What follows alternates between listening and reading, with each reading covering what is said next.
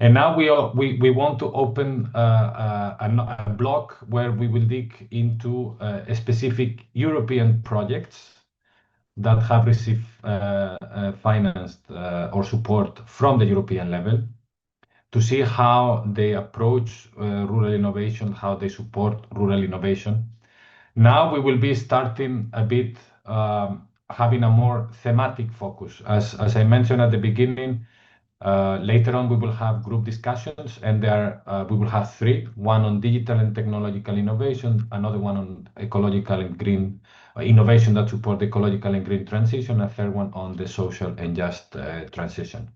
So you will see now three projects financed by different EU funds or supported by different EU funds, different EU initiatives, on the three topics that we are talking here: the digital, the ecological, and the social one. So first, I would like to welcome Matteo, Gerosa, sorry for my terrible Italian, from Fondazione Bruno Kessler. He's the coordinator of Horizon Europe, if I'm correct, funded project called Smart Era, working on smart communities. So, Matteo, the floor is yours. Again, as I said at the beginning, we are lagging quite badly in time, so I appreciate if we stick to time, or if to the extent possible, I'll try to be quick. Help us in the timing issue. Thanks a lot. You see my slide, right? Yes, all perfect. Okay, perfect. So welcome everyone, and thank you for the opportunity to speak at this very interesting event. I'm Matteo Gerosa. I'm the head of project management in Fondazione Bruno Kessler, that is a research organization in the north of Italy, in the Alps, let's say. And I am also the coordinator of the Smart Era project, that is about revitalizing rural communities with digital technologies and participatory approaches. It's a 4-year project that was financed by European Union under the Horizon Europe program. It was one of the projects that was mentioned by Arianna Paz at the beginning of this day. The call was Smart Solutions for Smart Rural Communities, empowering rural communities and smart villages to innovate for societal change. We are still in before the first half of the project. It started on January 2024. We are at month 18 of a 48-month project. So we don't have many results yet. And it's composed by 25 partners and affiliated entities from 10 European countries. So what is our mission and vision? As you can imagine, the mission is to improve the life of communities living in rural areas, in particular their well-being, resilient to shock, and capacity to innovate. How we want to do it? By providing methods to build solutions, and the solution can be, we want that to be interlinked into smart innovation package to tackle socio-economic and environmental challenges and promote a community-led transition pathway. So what are these smart innovation packages? So basically, we want to go from isolated solution that face challenges. So for example, we have a challenge of lack of mobility service in the rural area, and we have, okay, let's create an on-demand mobility app. But we believe we can go beyond this because a technological solution is often not enough. We want to go from this to smart innovation packages that are a combination of solutions that can be technological, non-technological, or maybe also business models and policies. And we believe that the combination of this solution can offer something that is more than simple addition of each solution. So maybe the on-demand app also need incentive models or tax discount for people that help deliver this service. Maybe we need a governance model to understand how to co-deliver this service between public administration and private actors. We need community engagement. Maybe we need other technological solution. So this is what we want to do in each of the rural area. Go from the challenge to to this smart innovation package. We are at the second step of a four-step approach. We just finished our context assessment, so assessing needs of the rural areas. And now we are co-designing these smart innovation packages with the 6 rural communities. So developing technologies, integrating local data, and so on. And after the second year, we will try and execute this pilot. We have 6 pilot sites in Europe, each with its own team. So you see here, so from digital platform, from digitalization of local economy, sustainable tourism, digital service for agri-food, valorizing the production chain of local product, for example, in the milk and cheese chain in Italy, and so on. And so in these few times, in these last 2 minutes, let me give you a couple of insights in what we did in this first year. So what were the key challenges we faced? Well, first of all, human capital gaps. So as you know, there are not many people in rural areas, and the aging population reduce also the pool of people in a way that have high digital literacy, and sometimes it's difficult attracting and retaining rural talent in these areas. We have a gaps in innovation system, means there is a weak link between the actors, between SMEs, research institution, funding instrument. And this is also related to the last point, the lack of resources, human resources, and long-term funding. Funding that goes beyond what we can provide with a European Union, European Commission program that has a limited time, like 3 years, 4 years. A few reflection points on what we found out in the first year. So first of all, as you can imagine, but this is not news, participatory method and co-design are very, very important for this project, for empowering local groups of stakeholders, guiding them through this innovation process. It's also very important to manage expectation. When, like in Matera, you start from the beginning of the process, so from the needs assessment, and you ask, okay, what do you want? And they start expressing their needs, you also need to manage expectation, because you need to clarify what you can do and what you cannot do within the context of this process. On the other hand, remember, these stakeholders from local area are giving you their free time, and they are giving you this time for free. So you really need, we learned very early that we need to avoid overstressing them with a huge amount of meetings or a huge amount of questionnaires and so on. We learned to limit the number of meetings and homework, and to maximize efficiency, maybe using the same event for 2 or 3 goals in our project, because we really need to avoid overstressing these people. We developed in this first year a Matera toolkit that is a phygital solution, that is a solution that has both physical and digital elements that interconnect.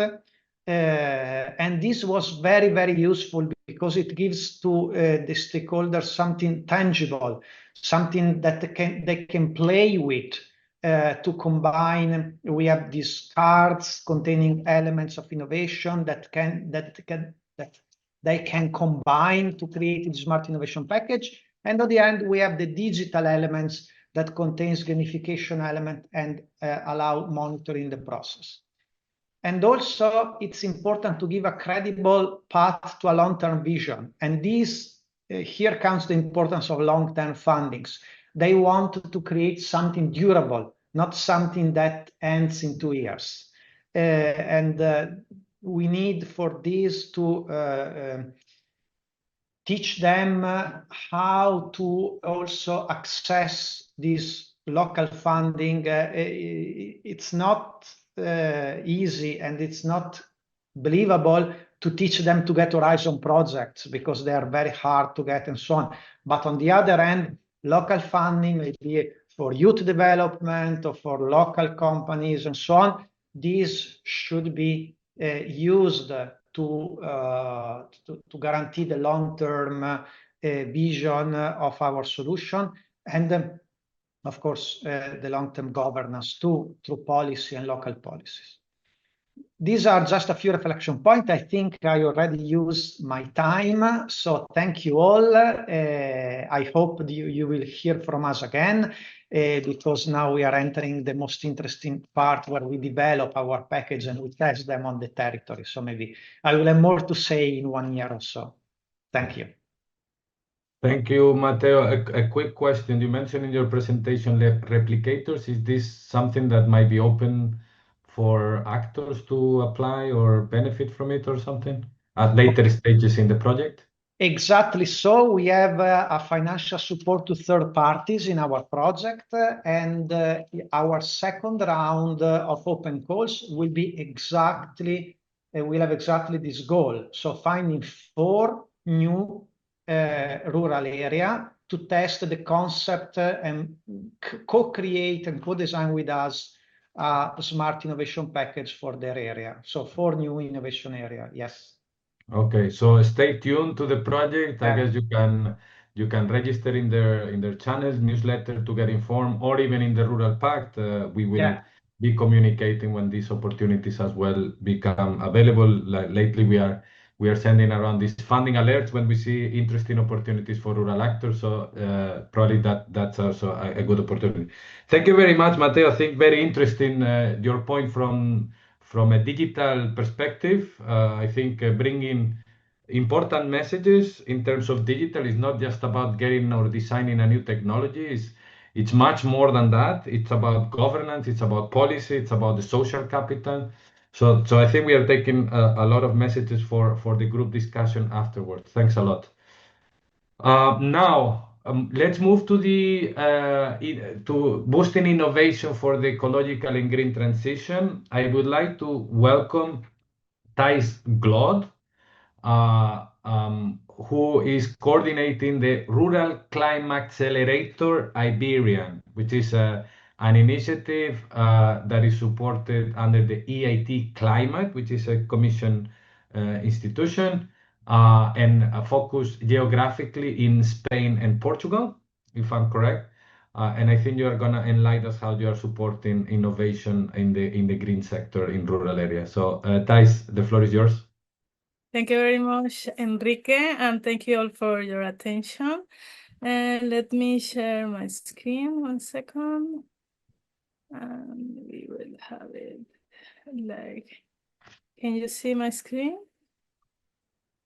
Yes, not yet. Okay, Not because yet. I cannot see you from now on. Don't worry. We are not important now. We see you all well, and the presentation is full screen, so the floor is yours. Okay, thank you very much. Well, my name is Thijs Glod. I'm the CEO of Innobound. We are a climatic innovation hub based in Spain. And what we do is like bound innovation, as the name said, for a better future, a greener future. And we are focusing rural and peri-urban areas, resilience and green transition. Our mission has been to how we can connect these needs in green transition or in climatic challenge with proper innovation that can help to improve these issues in rural and peri-urban areas. As we saw, there are a lot of initiatives for green transition, for green net zero cities and euro cities that are focused in cities, but there is a a topic that the green transition is inclusive and no one will be left behind. So we decided to go with rural areas because it's no one is going to left behind. Rural areas must be included in this, in all this part. So what we do is match these climatic needs with innovative solutions. We do it through 3 main programs. Rural Climate Accelerator, that is the one that I'm going to speak today, that we support innovators and green tech, clean tech, climate tech innovators that have solutions that can help this main challenge of rural areas. Rural Innovation Lab, that is a kind of petite initiative like the one that Matteo shared with us previously, and ECOS, that is how we can test this solution in rural areas, like uses like living labs and pilots. So about Rural Climate Accelerator, this is an initiative supported by Climate Kit. We are around 100 climate accelerators around the globe. But we were the first, we were and we are the first climate accelerators that are focused in rural areas. When we proposed to Climate Kit this initiative, they were like, rural, really? With climatic issues? And I said, okay, yes, let's try this. We started as a beta in Spain in 2023. And we were like beta for Climate Kit, beta for our end. Rural was also beta. And what we discovered was that the needs of climatic solutions in rural areas were like more than we were expected. So we stay. Now we're running Rural Climate Accelerator Iberian, Portugal and Spain. And in October, we will launch Rural Climate Accelerator Mediterranean, because these issues in rural areas are common for the Mediterranean. So we support startups and spin-offs with TRLs more than 6. And so far we have supported 21 startups, and they are most pilots or test beds in rural settings. And one of the things that we focus is like the demo day, that this is the final event. We do it in rural areas. Last year we did it in La Albufera in Valencia, and this year we're going to do it in Padrón. So these are the topics that we propose to when we open the call. Topic 1 is related to service of nature. The other topic is rural connectivity. The third topic is rural as a service and well-being and growth.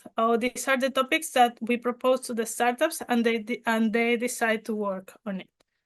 Okay, how we help them after the call, and they say which topic they want to support. During 20 weeks, they receive expert mentoring with a network of more than 80 mentors that we have. Master class and workshop, they have an academy, they gain a lot of visibility. They are part of this rural experience demo day, where we not just gather, it's not just a traditional demo day where you put the startups and investors. We also invite city mayors, community, in order to see, touch, and experiment these solutions. They receive peace and feedback. We go with them to different events of networking. And one important thing that we have from Climate Kit is the support that they help them to measure and quantify the impact that they are having. So this is like our impact figures. To cohort more than 80 experts and mentors. We help them to achieve grants of 1.5 million in different grants. Well, they have attended to different events. We have created 250 members, and well, this is more what we have built so far. These are our startups in the different topics: waste and valorization and management, sustainable agriculture and blue economy, agro-waste valorization, green renewable energy, nature and forest management, and social impact. these are like our success cases. Flock Ammonia, they are working with the pilot plant in Merida. They are racing from TRL 8 to 9. Tonil, it's like kind of a BlaBlaCar but for towns. They have signed a test in Rafael Buñol City Hall. Terra Farmer, they are testing their initiative in 5 municipalities in Spain and Portugal. And Dendron, they are validating their user experience here. So for us, rural areas are not only this place for recreation, they have a lot of potential to become hubs of innovation and experimentation, and it's about co-creation. This is what we wanted to share. I hope we can continue improving together. Thank you. Thank you very much, Thais. Here we see another angle, like your initiative supports a lot startups in their initial stages and do an interesting work in providing them capacities, but as well to do the matchmaking with local municipalities so that these municipalities get their needs addressed through the solution that these startups are implementing. Thanks a lot. New perspective. And now I'd like to welcome Paolo Montemurro from the Matera Hub. He's gonna present his initiative. It's again a European project with a lot of interesting examples. Now moving towards more the social and just transition. We take this topic a bit broader as well. We think as well in terms of economic diversification as well of rural areas. So it's quite a broad topic. But I think what he has to bring on and share with us, it's going to be very interesting. It's an initiative actually funded by the Single Market Program. So again, a new European fund that is supporting rural areas. Pros and cons about that, in the process even for myself was very interested to find out all these opportunities, but I can imagine it can be something very challenging for those at local level. Anyways, Paolo, please introduce your project, which is a new project, but you will focus more on the examples at local level. Yeah. Project called Rural Rise, empowering rural communities through social entrepreneurship and innovation. The floor is yours. Thank you, Enrique. Thank you very much, and good morning, everyone. I'm gonna share my screen. Okay, I hope you can see it full screen. Thank you very much. It is actually, our project is funded by the Single Market Program. So it is the program that is aiming at supporting SMEs in Europe, and especially the European Social Economy Mission. So the focus is on social entrepreneurship, social innovation. Strong component, strong element, and focus on rural areas, and strong element and a strong requirement in the call was one actually of the eligibility criteria in activating a cooperation between social innovation and social economy organization and public authorities based in rural areas. So from this perspective, the partnership is built in a duo in Italy, Spain, and Serbia.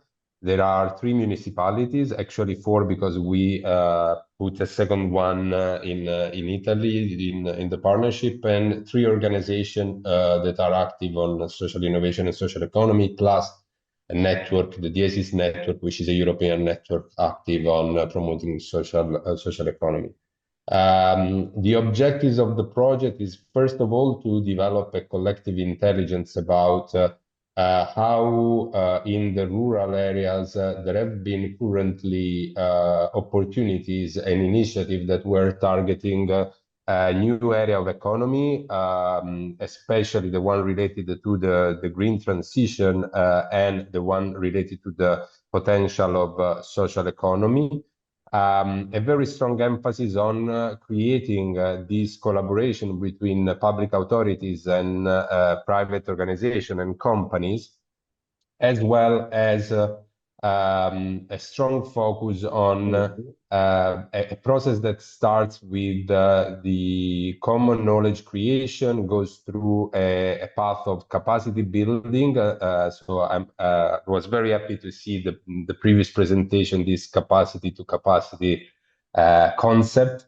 And then really trying to bring public authorities to take action. So building a local action plan in order to explore how in rural areas through the new trends in economy and the methodological support of social economy, there could be opportunities for groups that are especially in the rural areas, like struggling to find and to see their future there, especially young people, but also women entrepreneurs. Generally speaking, there is a focus on supporting the development of social innovation ecosystem in rural areas, and a very broad objective that is common to most of the experiences that we listen today about fighting the population, fighting the risk of rural areas to become places that are left behind in the processes of transition. So from the knowledge dimension, what we are doing, we have just completed a research about good practices, funded initiatives at all levels, from centralized EU funding to use of European funding at regional and local level, initiatives that have been focused on supporting young people, unemployed people in rural areas, with a strong focus on new skills development, and this has become a report that is currently published on our website. There will be capacity building action. Actually, as we speak, my colleagues are in one of the municipalities of Miglionico here in Italy, running the first capacity building lab with young people, public administrator, and social enterprises coming from Italy, Spain, and Serbia to work together and start developing this common knowledge, and at the same time a common tool to facilitate the collaboration between social entrepreneurship and local authorities. There will be in the next month some online training activities and on-site activities for the local authorities on understanding better the tools and the potential of social economy, the tool and the potential of these new occupational opportunities in the region. And finally, we are going to work with each municipality to set up a local action plan to become some policy action, some policy program to give concrete implementation into the areas. So you can have you can find the report on our website, and the interesting thing is that we are going to launch a second call for the second capacity building, which will happen in Serbia at the end of May. Now, I also wanted to bring to you some examples of concrete examples of how social innovation could bring and foster innovation in rural areas. I'm bringing to you 3 examples, one from Italy, one from Spain, and one from Serbia, which have been covering the 3 dimensions that we were that we are focusing in our project. So the dimension of knowledge, the dimension of capacity building, and the one of planning. The first one is from a little municipality in our region in Basilicata, in the south of Italy. It's called Grottole. Actually, here the project is called Wonder Grottole. It's a very interesting story because it all started as a project linked with Airbnb, where they actually wanted to connect this place in the rural areas of the south of Italy with people from all over the world who wanted to spend 6 months doing the Italian sabbatical. So basically coming to this small village in Italy and live as the locals were living. But actually this evolved into something less global and more local, with the local people and the local authority that took the ownership of the project. and they basically started to really valorize the local knowledge, the local capacities, and invite people and invite innovators from other parts of Europe, from other parts of Italy, to come and stay in shorter or longer residencies in order to really focus on the local knowledge and the local needs, trying to really elaborate on the potential challenges and coming to solutions. Sorry. And having some very important processes of capacity building, which is the local capacity and the local knowledge to be further developed, but also the competencies and the knowledge of those who are spending time with the local community. This case, as the other two, are based on the idea that the communities don't want to have aliens coming to them, bringing some knowledge and then disappear, but create very depth relationship with the network that could survive after the experience is performed. So there are artistic residencies. There is a space for digital nomads to live there. There are some. Sorry, see a voice. You can mute. Thanks. In general, the idea is to give space for those who prefer to really try and develop something new into a local area in the inner part of Italy. A similar concept is the one coming from Galicia, from Spain, rural hackers. Actually, here there is an element connected to some of the previous projects because it's not only about social innovation, but there is also a very interesting focus on tech and digital knowledge, but very much based on the real need of the local community. So it is not bringing to rural dimension the most innovative technologies, but just co-creating with the local communities the technology that could serve the real needs. It is also based on different angles. There are creative residencies there. This, as Wonder Grotto, is an example based on the creation, first of all, of a permanent spot, a co-living space. In the co-living space, locals and people coming from other parts of Europe are living together, spending time together, and all the projects that the rural hackers are working on are projects that are coming from a local. So the ownership is always a local one. The solution to the local challenges are coming from the collective intelligence that is there. Again, there is a lot of capacity building here because all the people that are coming are living in the place, the knowledge inside the project so that the project could survive after the end of their stay there and are continued by the local. The last example coming from Serbia is called Rural Hub. It's based in the small village of Urmzda, and I think I hope I pronounced this well. Actually, this is one of the oldest examples that we found. It dates back to 2010, and it's again based on the idea to have a space for the local community to start developing common challenges, common solution to perceived strong challenges, and slowly embedding into this space, physical space, some new knowledge coming from guests that were invited from a wider European and international community of social innovators. So here again, there are multiple services that are today provided to the people, the local people, first of all. Some are related to working space, so a co-working space, co-living space, but also very much trying to create connection with the local actors, especially local authorities, to try and work around this space and this community of innovators, some concrete solution and concrete policies to challenge the needs of the community. To sum up and close my intervention, in all three cases and in the other that we mapped, there is this strong involvement of the local municipality, which is a good sign that this is not only something that is coming from private, so from people that perceive the needs to do something in order to foster innovation and to give a future to the rural communities. But there is a strong commitment also from the policy level in order also to find those investment and those legal funding that could help this initiative to grow.